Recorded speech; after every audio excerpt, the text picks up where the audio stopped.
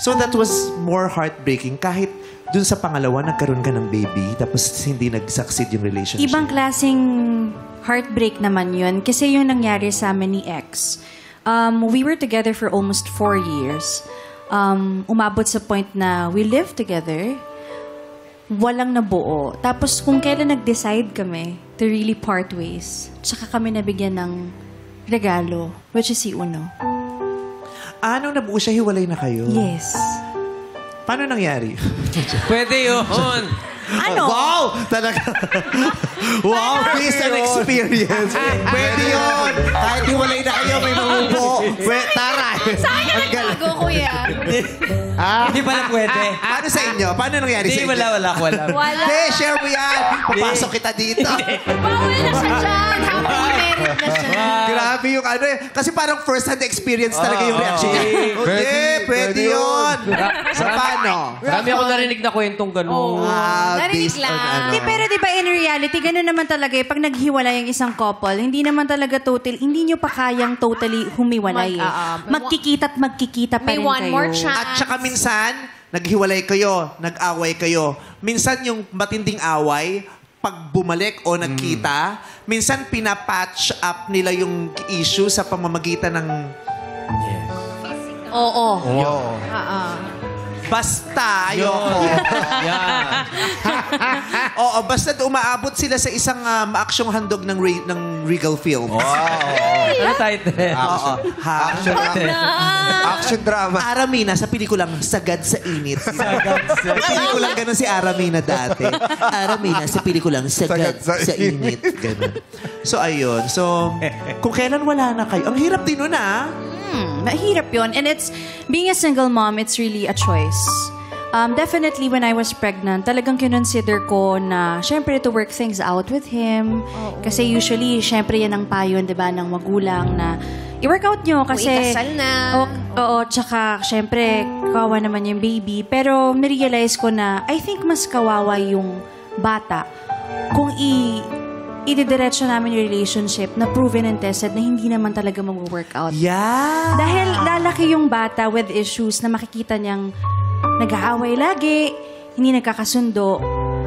I think pinili ko yung path na, di bale nang hindi kami together, pero lalaki si Uno ng love namin siya.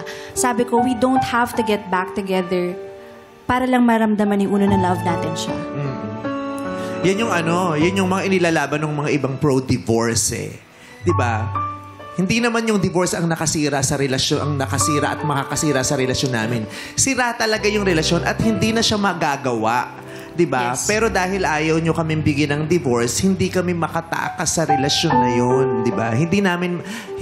The relationship cannot be fixed anymore. But we can fix ourselves. But we cannot fix ourselves dahil nakakulong kami doon, hindi kami makalaya. Yun ang isa sa mga maraming argumento ng mga pro-divorce na So, we are hoping na... How are you now? Okay ka naman, na single ka, na... Yes, I have to say, being a single mom, it's really challenging. Kasi... Ang ganda ng pagkakasabi mo doon. Paano ulit yun? Ang ganda, diba? Parang gusto ko siyang marinig sa isang podcast bago ko matulog. Paano yun? Yung I have to say, Cheneline. Yeah, I have to say. Ulit tayo kasi tahimik doon. 1, 2, 3, go. Yeah, I have to say, being a single mom really is really challenging. Diba? Parang barkada mo si Siri nung sinabi mo yun. Parang si Siri yung usap niya. Kasi nung high school ako... Si Alexa. Tapos Ilakad ang apelido. Si Alexa Ilakad. Kasi nung high school ako, I'm a voice actor. Talaga? Yes. At talagang nagboboses ako sa mga TVC. Ikaw ba yung sa Waze? Congrats. Apakayabang mo para ipamukha sa amin yan. Porkit hindi kami nag-high school. Well-modulated ang kanyang Pero boses. sabihin mo, di ba, sabihin mo magaling ako kumanta. Oo. Magaling akong kumanta.